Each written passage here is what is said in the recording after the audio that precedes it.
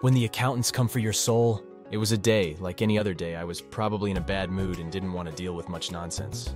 That's when the phone rang.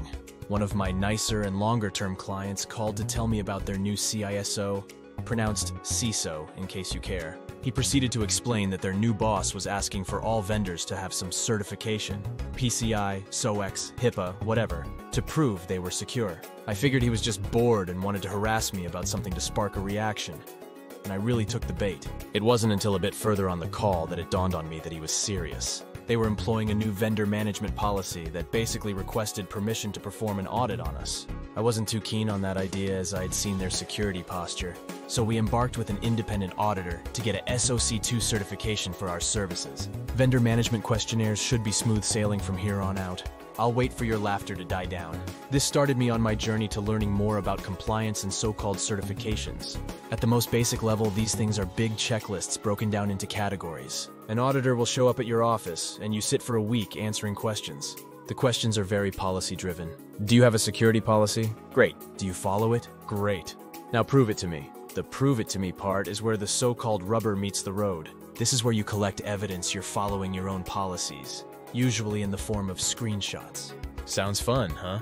Honestly, I made a lot of mistakes in this whole process because I didn't care.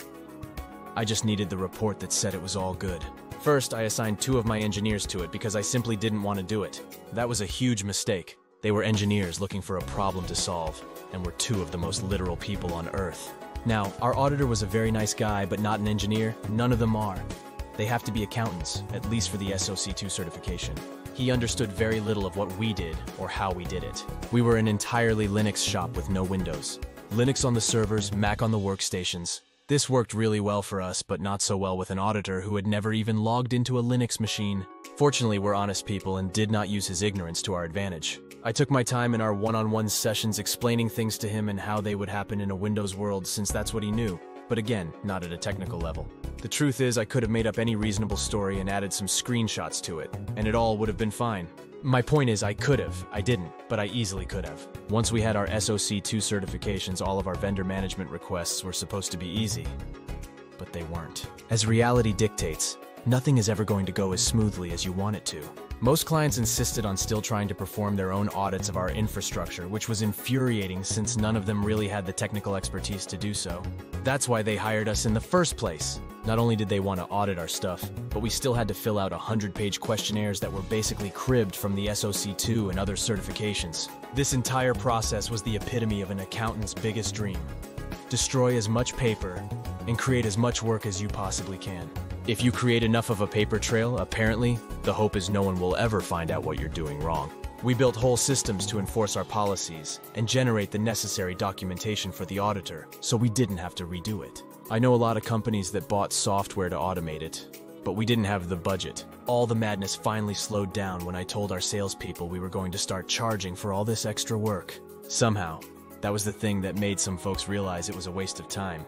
Have you ever wondered how many of the big-time breaches were performed on companies that had a lot of these certifications? Nearly all of them, I'd wager. These things are not solving the core problem, which should be, of course, breach prevention. All it is doing is taking time away from people building your products and securing your infrastructure to walk through paperwork and explain basic things to non-engineers. It's also lining the auditing firm's pockets. It would be worth it if it worked. It doesn't. It's an exercise in futility. You're probably thinking I'm insane to be against this sort of stuff, but I'm really not.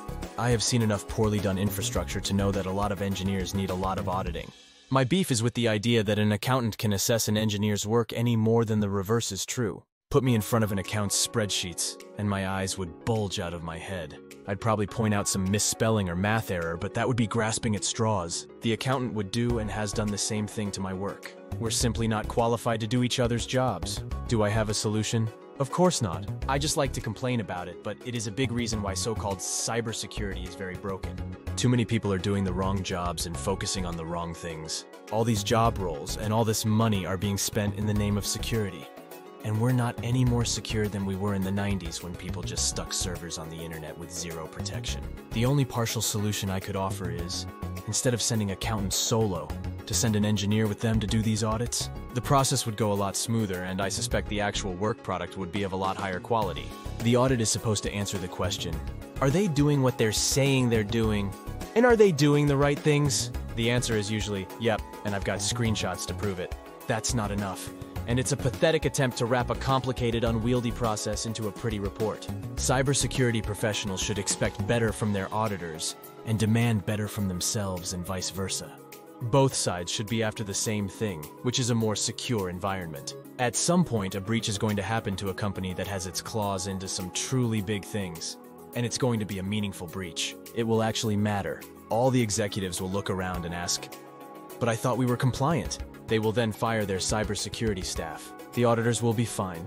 Oh wait, that's already happened numerous times.